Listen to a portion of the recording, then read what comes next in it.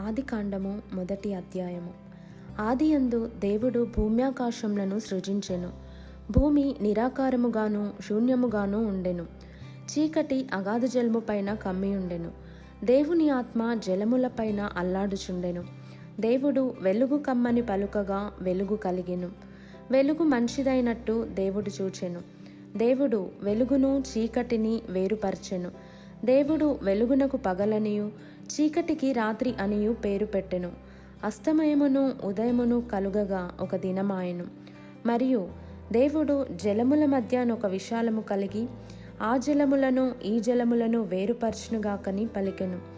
దేవుడు ఆ విశాలము చేసి విశాలము క్రింది జలములను విశాలము మీది జలములను వేరుపర్పగా ఆ ప్రకారమాయెను.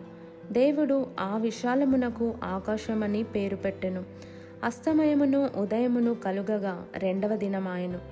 దేవుడు ఆకాశము క్రిందనున్న జలములు ఒకచోటనే కూర్చబడి ఆరిన నేల కనబడునుగాకని పలుకగా ఆ ప్రకారమాయెను. దేవుడు ఆరిన నేలకు భూమి అని పేరు పెట్టెను. జలరాశికి ఆయన సముద్రం అని పేరు పెట్టెను. అది మంచిదని దేవుడు చూచెను. దేవుడు గడ్డిని విత్తనములిచ్చు చెట్లను భూమి మీద తమ తమ జాతి ప్రకారము తమలో విత్తనములు గల ఫలమిచ్చు ఫలవృక్షములను భూమి మొలిపించుగాకని పలుకగా ఆ ప్రకారమాయెను.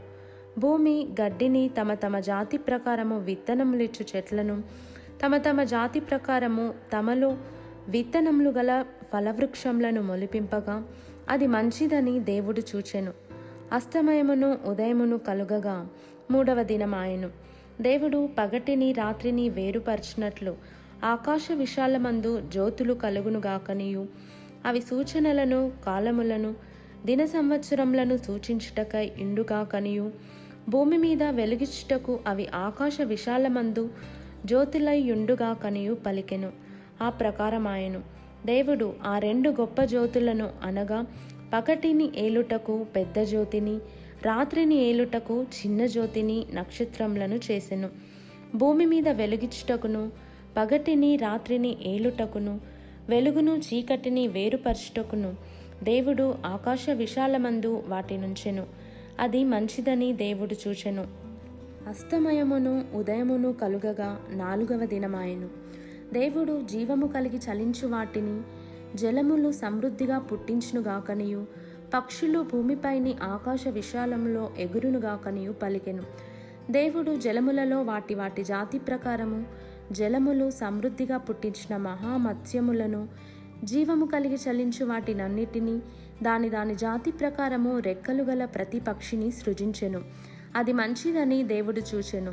దేవుడు మీరు ఫలించి అభివృద్ధి పొంది సముద్ర జలములలో నిండియుండుడనియు పక్షులు భూమి మీద విస్తరించునుగాకనియు వాటిని ఆశీర్వదించెను. అస్తమయమును ఉదయమును కలుగగా ఐదవ దినమాయెను.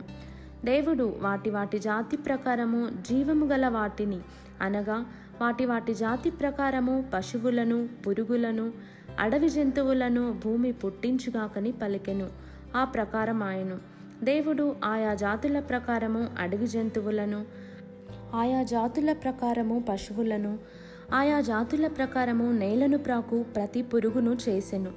అది మంచిదని దేవుడు చూచెను. దేవుడు మన స్వరూపమందు మన పోలిక చొప్పున నరులను చేయుదము. వారు సముద్రపు చేపలను ఆకాశ పక్షులను పశువులను సమస్త భూమిని భూమి మీద ప్రాకు ప్రతి జంతువును ఏలుదురుగాకనియు పలికెను. దేవుడు తన స్వరూపమందు నరును సృజించెను. దేవుని స్వరూపమందు వాని సృజించెను. స్త్రీనిగాను పురుషునిగాను వారిని సృజించెను. దేవుడు వారిని ఆశీర్వదించెను. ఎట్లనగా మీరు ఫలించి అభివృద్ధి పొంది విస్తరించి భూమిని నిండించి దానిని లోపర్చుకొనుడి. సముద్రపు చేపలను ఆకాశ పక్షులను భూమి మీద ప్రాకు ప్రతి జీవిని ఏలుడని దేవుడు వారితో చెప్పెను. దేవుడు ఇదిగో భూమి మీదనున్న విత్తనములిచ్చు ప్రతి చెట్టును విత్తనములిచ్చు వృక్షఫలము గల ప్రతి వృక్షమును మీకిచ్చియున్నాను. అవి మీకు ఆహారమగును.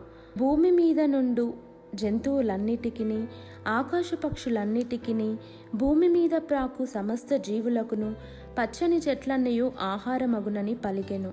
ఆ ప్రకారమాయెను. దేవుడు తాను చేసినది యావత్తును చూచినప్పుడు అది చాలా మంచిదిగా నుండెను. అస్తమయమును ఉదయమును కలుగగా 6వ దినమాయెను.